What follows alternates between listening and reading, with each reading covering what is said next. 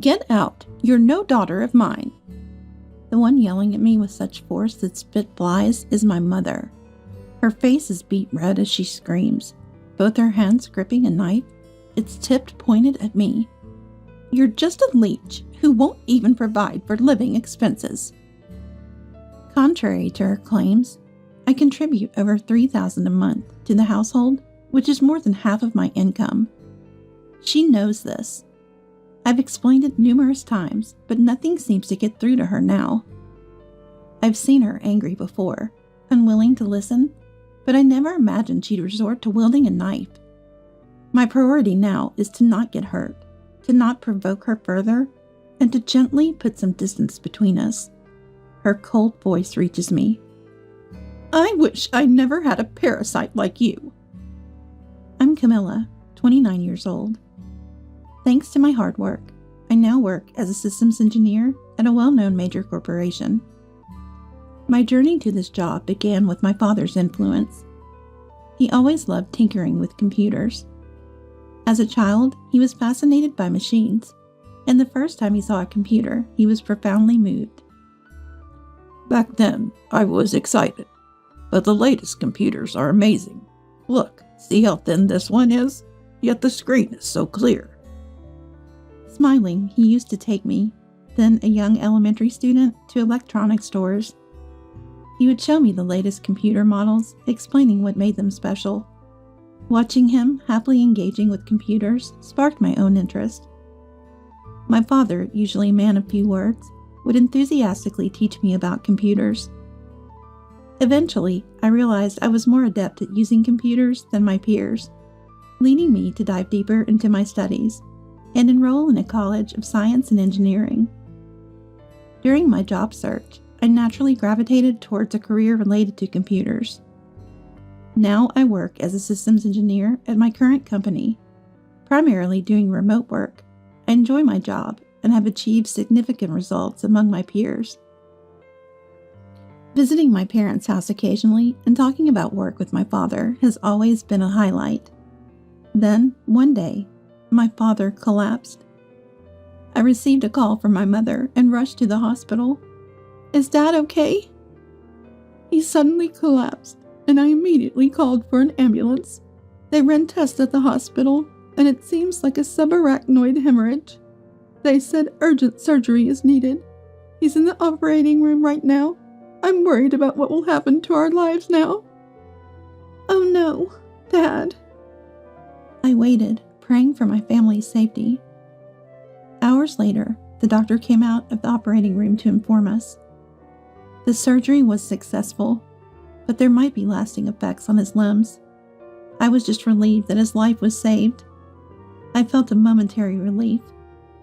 My mother said beside me, "What are you going to do about work now? I'm worried whether you can work properly. Without an income, how am I supposed to live?" She was concerned about her own future. It was always like this.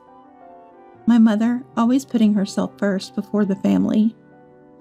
Seeing her like this made me feel even sadder. During his hospitalization, I visited my dad several times. As the doctor said, he had difficulty moving his arms and legs. He tried hard in rehabilitation before discharge, but it seemed some after effects would remain. During his stay, my mother would bring only the bare necessities to the hospital and leave quickly. Dad decided to take early retirement, as commuting to his current job was too challenging in his condition. Living alone was also difficult for him, requiring care, so I discussed this with my mother. Dad can't live alone in his condition, so I hope you can help, Mom. But I wasn't expecting much from her response. I'm too busy with my own things to care for your father. Her words came out instantly, leaving me disappointed. My mother never prioritized family since I was young, always putting herself first. I believe she loved my father, so I thought she would lend a hand to him in his current state. Yet she refused my request for help. I understand. Then I'll move in and take care of Dad myself. That would be a big help. When can you start? Since my job was mostly remote, I could manage both work and caregiving. as long as I had a computer and an environment suitable for online meetings. Knowing it would be a busy life, juggling work and caregiving, I decided to return home and live with my parents. The day I moved back while packing my things, my mother approached me. "About meals, make sure breakfast is ready by 7 a.m. It'd be good to have grilled fish, natto, or salad, considering health. And keep the trash in small bags so it doesn't smell. Remember to take out the burnable trash on Mondays and Thursdays. And do the cleaning every day. Ah, it's so good you're back." Though she initially said she could take care of herself, my mother quickly changed her attitude and began pushing all household chores onto me. Despite her complaints, I noticed the house was dirty. It seems she never did much housework. As expected, I ended up doing all the housework alone, with my mother not lifting a finger. Moreover, she was often out, living freely as she pleased. My days became incredibly busy with work, caregiving, and now all the household chores. My father, who had lost some weight, apologized. "I'm sorry for causing trouble. You have to work, too." I shook my head slowly, smiling. "Don't apologize, Dad. It's not your fault. I'm glad I came back home. I enjoyed talking with you." Hearing this, he seemed slightly relieved. Caring for my father didn't mean he was bedridden or couldn't eat by himself. It was just lending a hand here and there, not too difficult, and I was happy to spend time with him like when I was a child. Meanwhile, my mother, who does nothing, never hesitates to complain. "Camilla, your cooking is kind of bland and simple, isn't it? Isn't it insufficient for Dad's nutrition? For a sick person like him, shouldn't you increase the variety of dishes? What an unfilial daughter." She says this while gobbling up my cooking, which really irks me. However, mentioning Dad made me think seriously. Given his age, he doesn't eat much, but perhaps having more small dishes rather than large ones would be easier for him to eat. Thinking this, I increased the variety, but Mom didn't comment. Instead, a few days later, she said, "There are too many dishes lately. We're old and can't eat so much. Don't you know how to save, even though you've been living alone?" She said this while finishing her meal, so I couldn't help but retort. "You're the one who told me to increase the number of dishes. I did it so Dad wouldn't get tired of the same food, and to stimulate his appetite." Mom then sighed loudly and stood up. "What's with that tone? It's like you're doing it reluctantly because I complained. How ungrateful. It's your attitude, taking every little suggestion as a complaint. That's why you're still unmarried." Expressing her anger with her entire body, she stomped towards the sofa in front of the TV. Of course, she left her dishes on the table. Plopping down on the sofa. "Coffee!" She looked at me and barked. As if I would serve her, while I was clearing the table, she threw a cushion at me from the sofa. "Hey, make the coffee already. You're almost always at home and you don't even go to work. You talk about caring for Dad. But aren't you just after his retirement money? And you can't even do housework properly. You're so unreasonable." This again? I've switched to remote work, remember? I'm in meetings and working, even when I'm in my room. No matter how I explained, Mom refused to understand remote work. In her mind, I was the daughter who returned home under the guise of caregiving, not contributing to the household expenses and bringing misfortune. It baffles me how Mom thought I was using Dad's retirement money for myself, when I was the only one actually caring for him. In reality, I was the one caring for Dad, earning for our parents' living expenses and doing all the housework. I've been dealing with Mom's whims since childhood, but I've reached my limit. It's unfortunate for Dad, but I can't live with the three of us under one roof. A few days after making this decision, I accompanied Dad to his rehabilitation. He was motivated, and though dramatic improvement was unlikely, we were preventing further decline.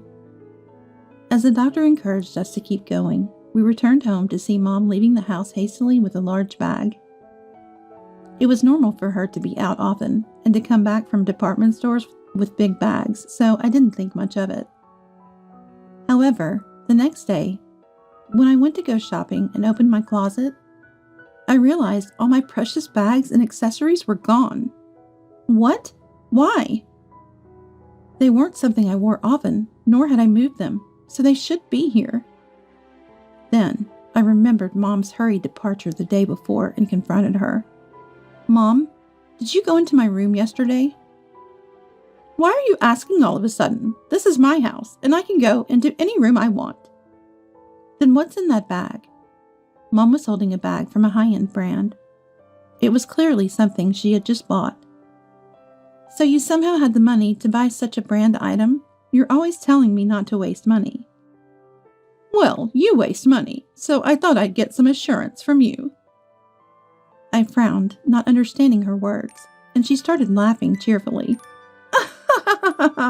You had some nice bags. Even just the bags and accessories sold for a good amount. Shockingly, my mother had sold my accessories without my permission and used the money for her own interests. I couldn't contain my anger. I can't believe this. Stealing and then selling them? That's worse than a thief. Give them back. Compensate me, I yelled. Mom twisted her face. Unbelievable. A daughter talking back to her mother. When I was a child, I absolutely obeyed my parents. I worked and cared for my parents. I'm even taking care of your father. All you do is complain without doing anything. She shouted and slammed her fist on the table.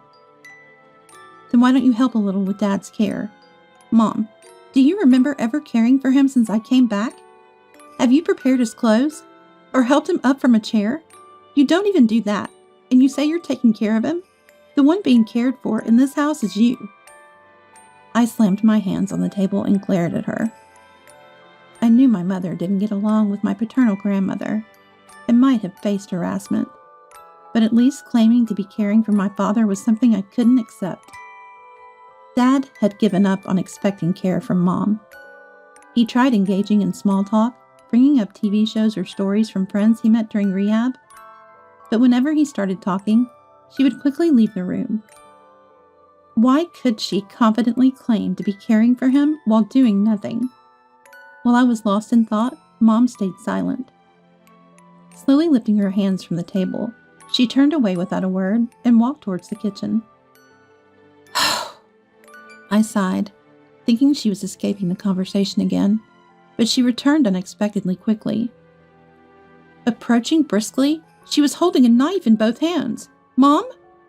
Her face was redder than I'd ever seen, shaking with anger as she yelled at me louder than ever before. Get out of this house! You're just a parasite living here for Dad's retirement money! At that moment, I realized none of my words had ever reached her. To her, no matter how much I cared for Dad or worked, I was nothing but a pest. I'll move out as soon as I find a new place. I slowly backed away, saying this while putting distance between us. Then I rushed to my room. I thought I wouldn't feel anything being rejected by such a distant mother, but tears wouldn't stop flowing. Not from sadness, but from intense anger. I immediately started to act. I began preparing to move out that day. A colleague at work had a friend in real estate, so I sought their help and cooperation. In my free time, I packed my belongings into boxes. Finding a new place didn't take long, thanks to my colleague's help. Once I was ready to move, I discussed it with my father. Dad, can we talk for a minute? What's up? I told my father everything, about how Mom had been treating me. That's terrible. I had a hunch about Mom's attitude, but since I've been a burden, I couldn't really say much. I'm sorry. It's not your fault, Dad. I've been thinking too. When I was healthy, I was almost entirely burdened with the housework, like cleaning, laundry, and cooking. It was like I was a housekeeper, and she'd always ask for money, so I was struggling too. Dad continued. Even now, needing care, it's always you who helps, and Mom never tries to assist. I'm deeply disappointed with her. That's why, actually, I've been considering divorce. That must have been hard for you, Dad. No. Compared to what you've been through, Camilla, it's nothing. Thank you, really. I'm just glad I could come back home and be with you. That's what makes me happiest. I meant every word. I wanted to stay with my dad now and in the future. Dad, I have something to discuss. I had a plan in mind, aware of Dad's feelings towards Mom. I shared it with him. A few days later, we moved out while Mom was away. She always left on Wednesdays for her hula dance class and lunch with friends, returning at 3 p.m. We scheduled the movers for that Wednesday morning, a time when she was guaranteed to be out.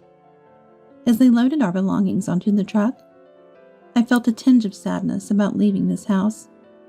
I got into a rented car, not alone, but with my dad. We had both agreed to leave Mom behind and live together. In the car, Dad said, "Camilla, are you sure this is okay? You could have been freed from taking care of me." "Don't say that, Dad. I want to live with you. That's my greatest happiness. Let's do our best together." "Thank you." The move was finished by early afternoon, and we sat in our new home eating sandwiches we'd bought. Sorry, it's just sandwiches today. We didn't have much time. "It's nostalgic. I used to eat them often before you came back. I didn't have time to cook because of work. Mom always complained." Dad laughed. The sandwiches tasted delicious as we chatted about trivial things. While we were settling in, the phone rang. It was Mom. I answered, putting it on speaker so Dad could hear. "Yes? Why have you both suddenly disappeared?" I could tell Mom was furious over the phone. "Why are both your and your dad's belongings gone?" "We decided to move out together after consulting. You did tell us to leave, right? Is there a problem? Now you don't have to worry about caregiving or living expenses." "What about my life with Dad? I'm relying on his retirement and pension. Where are you now?" "Why don't you take care of yourself? We're already in our new home. I won't say where, but we bought a high-rise apartment." "Huh? A high-rise apartment is for rich people, right? Stop joking. There's no way you guys could live there." Mom clearly didn't believe us, but it was true. We had moved to a high-rise apartment close to the hospital where Dad was receiving treatment. I think I've told you several times, but I've been continuously working. You always said it was just a little side job. Our company is quite large, and I've been there a long time, entrusted with significant responsibilities. You might not remember, but the $3,000 I've been depositing into the account every month, that was from me. Wait, that wasn't Dad's pension? I thought the balance was high because of his retirement money. Did Dad ever have an income that could give $3,000 a month? His retirement fund was gone the next month. I saw the card statements. It was all spent on brand bags by you. That's why I was supporting the family. I didn't know that. No one told me anything about it. Realizing explaining further was pointless, I continued. You didn't listen because you didn't want to. I've told you many times, and I heard from Dad. You've been going out to play with friends every day, even while Dad was still working. You complained every day about your oppressive husband because he managed the finances due to your extravagant spending. It's amazing that you only worry about money. Camilla, you knew all this and still tricked me. If you have that much money, come back home right now. To Mom, family was just a wallet. She never cared about Dad's condition, only about money. And yet, she was careless with bank accounts and thoughtlessly spent on credit cards without any problem. I was astounded at how she managed to live her life this way. Dad, tired of our endless conversation, took over. I thought you'd listen if it came from our daughter, but no. Thank you for everything. I won't interfere with whatever life you choose to lead. Let's divorce. Divorce? Wait. What about my life? You're free from caring for me now. You can live freely. I'll send the divorce papers later. Just sign them. She really could only think of herself. As I was stunned, Dad ended the call without saying anything more. I'm sorry, Camilla. I didn't mean to make you go through this. With just those words from my father. Thank you, Dad.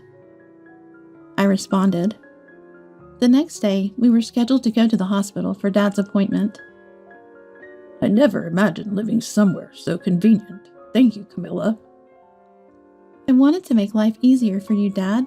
Plus, compared to New York's high-rises, the prices here are much more reasonable. Looks like we can live comfortably. We left the house having that conversation. It took us about 10 minutes to reach the hospital. As the automatic doors opened, we were taken aback. Sitting near the entrance was my mother, apparently waiting for us since morning. Upon seeing us, she sprang up as if she'd been waiting just for this moment and approached us. "What was that call yesterday about? I knew nothing about your salary or you two moving out. I won't allow you two to live in a nice place without me." Suddenly, her hand reached out to grab me. "Let me live in the high-rise too." I remained calm despite her behavior, wondering how she could think such demands would be met. It became clear she had never considered our family, and I felt pity. "What Dad and I decided is final. Please give up. From now on, I won't think of you as my mother. Thank you for everything until now, but let me live my own life from here." "I won't allow it." "I don't need your permission. Let go of me. This is a hospital. If you continue, I'll call the police." Mom regained some composure and looked around for the first time. Other patients were staring at us, and hospital staff, accompanied by a security guard, were approaching. Hastily, Mom let go of me. "Is everything okay?" Without looking at the person who asked, Mom hurriedly left. I apologized for the disturbance. That was my mother. We had a little disagreement. As I looked towards the hospital entrance, I saw my mother's back, seemingly more frail than usual. In the following days, she lingered around the hospital searching for us, but she only acted boldly towards those she perceived as weaker than herself. After being chased away by security and scolded by other patients, she never showed up again. That was the last time I saw her. Later, Dad consulted a lawyer and decided to pursue divorce seriously. Mom resisted the divorce until the end, even demanding compensation. Once the lawyer explained she wasn't entitled to any, she unsuccessfully tried to plead with him. The lawyer coolly referred her to community support centers, proceeding with the paperwork. The divorce was finalized a few months after the incident at the hospital. Dad decided to sell the family home, which he no longer needed. Mom opposed this until she realized she would receive money from the sale, even after the divorce. Her sudden agreement seemed so unlike the mother I knew. Until the end, she remained obsessed with money, leaving us both sighing in disbelief. After Dad sold the family home, we've been enjoying a peaceful life. I've been busy as usual with work, housekeeping, and caregiving, but the care services are much more comprehensive in this area. I've been able to hire a daytime helper and increasingly attend the office. Dad's condition has been slowly progressing, partly due to age. The doctor suggested we consider a care facility, so we're mulling over our options. Just when I got used to this new life, an unknown number called me. Thinking it might be work-related, I answered, only to hear Mom's voice. "Camilla, I've almost run out of savings." It's only been a few months since she received the money from selling the house, and already her savings were depleting. "So give me some money. Think of it as your final act of filial piety." "I don't have any money to give you anymore. Dad and I are living happily together. Can you please not disturb us anymore?" "How dare you call me a disturbance? I'm your mother. You should be grateful and give me some money. Isn't that what working for a good company is for? Show some gratitude to your mother." "I won't contact you anymore." Exhausted from arguing, I hung up, and then blocked her number. Nevertheless, she kept calling from different numbers. My mother, initially aware of the call blocking feature, must have realized that calling from a different phone would connect her through. I kept blocking each new number she called from, but it was a never-ending game of whack-a-mole. Eventually, I changed my number, which finally stopped her calls. Later, through mutual acquaintances, Dad heard about Mom. After running out of savings, she was living in an old apartment in the suburbs, barely making ends meet with a part-time job. With no money for hobbies, She was somehow managing to live alone. Maybe she's finally learning to live like a person, Dad said. I suppose it might be because I've been indulging her. I muttered softly, sighing deeply as I spoke to Dad. Dad, are you happy now? Dad smiled at me and said, Of course, Camilla. Thank you. I'm sorry for all the trouble I've caused.